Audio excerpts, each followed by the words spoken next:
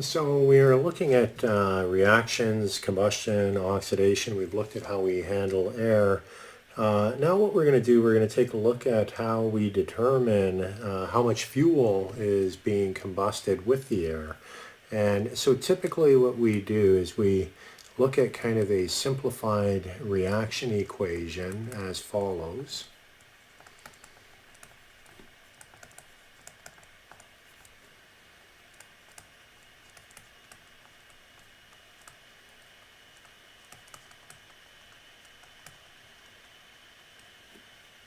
So we have fuel plus dry air. Now sometimes you can have water vapor in the air. That would make the problem a little more complex. For now we'll just consider it to be dry air.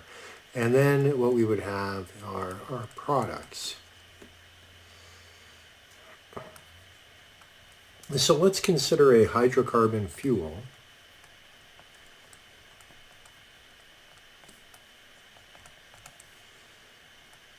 Under what we will call theoretical combustion. And we'll define that in a moment. And what that implies is that there is no oxygen in the products.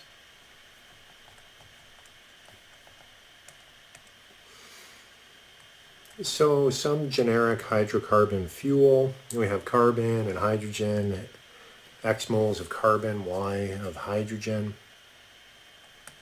plus some theoretical amount of air, and we talked about air being 21% oxygen, 79% nitrogen, and so we came up with a way of expressing it in terms of kilomoles in the following. And that will then react into, I'll say, X moles of carbon dioxide, water vapor,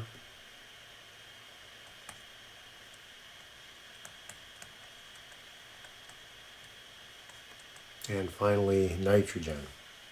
So what we're going to do, like we would do in any kind of stoichiometric balance, we're going to do a mass balance for each of the different components.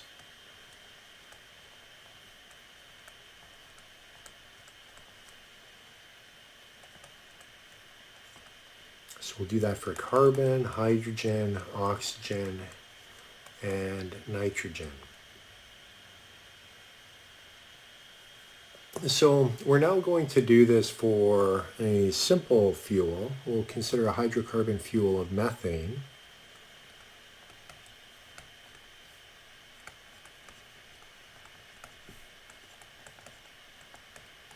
So if we take methane and we write out our reaction equation, we have the theoretical amount of air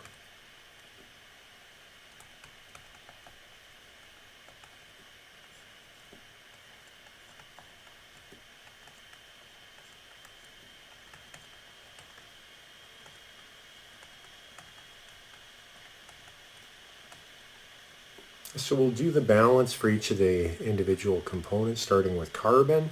So looking at carbon, we have carbon here on the left. There's no other places for carbon. On the right, carbon is there. Those are the two places where we have carbon. So with that, we can write 1 on the left is equal to X on the right. Next thing we have is hydrogen. So let's do the same thing. I'll use blue now. Now we have 4 hydrogen there. And then on the right, we had Y over 2 for diatomic hydrogen, and that's it. So for hydrogen, what we can write is 4 on the left, and then Y over 2 times 2 just comes out to be Y. Oxygen, and I'm going to consider diatomic oxygen here. So in terms of diatomic oxygen, we have it there with theoretical air. It appears there, it appears in the water as well. So oxygen appears a couple of places on the right, And what we end up with is A theoretical is X. So we're dealing with diatomics, so we're taking the X moles, plus, and then we have monatomic here, and it's multiplied by Y over 2. We're balancing diatomics, so that should be Y over 4 instead of Y over 2.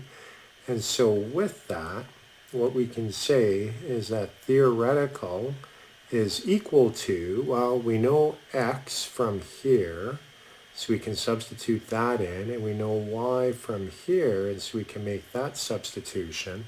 So we can then rewrite this as being 1 plus 4 over 4 is equal to 2. So theoretical error in this case is 2. And finally, for diatomic nitrogen, just for sake of completeness, what I'll do, I'll go to a dark green pen. Diatomic nitrogen is there and there. It's not doing anything in this reaction, so all we have is 3.76 A theoretical on the left equals 3.76 A theoretical on the right. And so with that, we can rewrite the oxidation reaction for methane as being the following.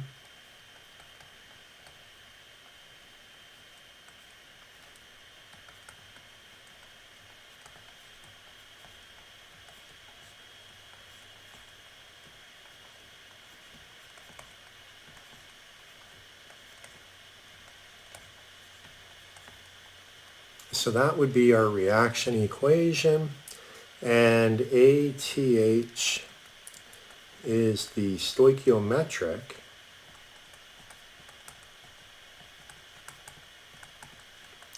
or theoretical error.